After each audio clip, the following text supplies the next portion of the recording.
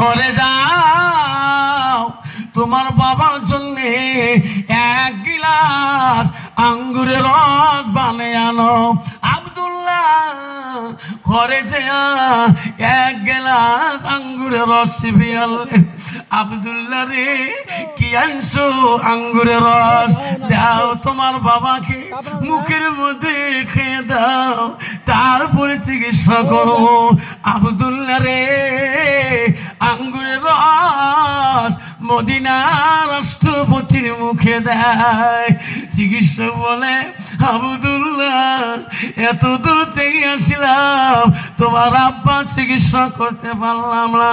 এই আব্দুল্লাহ, তোমার বাবার মুখ দিয়ে রস গেতেছে, তোমার বাবার পেটের চতুর্দিকে রসগুলা বাইরেতেছে।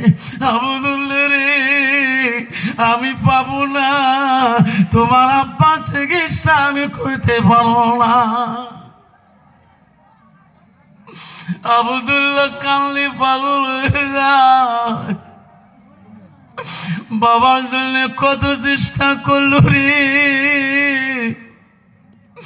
মদিনা রাষ্ট্রপতি চোখ খুলে দেখে, জ্ঞান ফিরি দেখে হযরত ওমর। আব্দুল্লাহ এক জায়গায় কাঁদতেছে, রাষ্ট্রপতির মেয়ে হযরতে হাফসা এক জায়গায় কাঁদলে। হযরত ওমরের একটা মেয়ে ছিল গো, তার নাম হলো হাফসা। মদিনা রাষ্ট্রপতি বলে, মা হাফসা মা,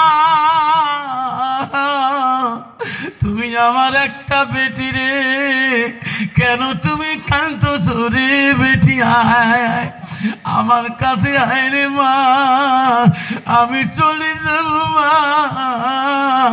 এই জগতে আর থাকতে পারি না। আয় রে বেটি আয়।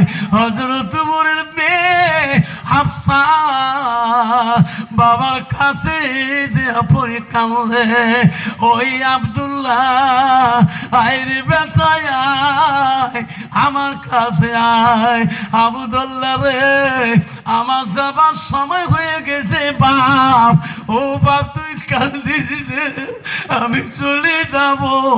আজাইল আমাকে কিছুক্ষণ আগে সালাম দিয়ে গেল। এই জগৎ ছাড়ি যেতে হবে কিনা? এই জগৎ ছাড়তে হবে কিনা? আব্দুল্লাহ রে, আব্দুল্লাহ, আমার বাইতুল মালের ঋণ আছে রে আব্দুল্লাহ, বাইতুল মালের ঋণ গুলো তুমি পরিশোধ করবা।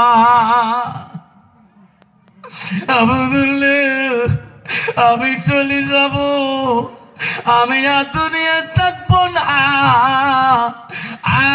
আব্দুল্লাহ, হাফসা বেটি রে, শোন মা, মা শোনো মা, আমি মহব্বত করি, আমি তো নবীর সাথে বিবাহ করে দিয়েছি।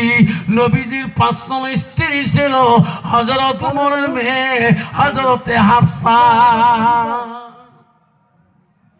মা বলে না, আম্মারা গো, ও দীপুর মারের মা বলে শুনে নাও, নবীজির প্রথম বিবি ছিল হযরতে খাদিজাতুল কুবরা, দ্বিতীয় বিবি ছিল হযরতে সাউদা, তৃতীয় বিবি ছিল হযরতে মা আয়েশা আম্মাজান, চতুর্থ নবীর বিবি ছিল হযরতে জয়নব, নবীজির 5 নম্বর বিবি ছিল হযরতে হাফসা, নবীজির 6 নম্বর বিবি ছিল হযরতে উম্মে সালমা, নবীজির 7 নম্বর বিবি ছিল হযরতে উম্মে হাবিবা, নবীজির 8 নম্বর বিবি ছিল হযরতে মাইমুনা, নবীজির 9 নম্বর বিবি ছিল হযরতে সুফিয়া, নবীজির 10 নম্বর বিবি ছিল হযরতে রায়হানা, নবীজির 11 নম্বর বিবি ছিল হযরতে মারিয়া।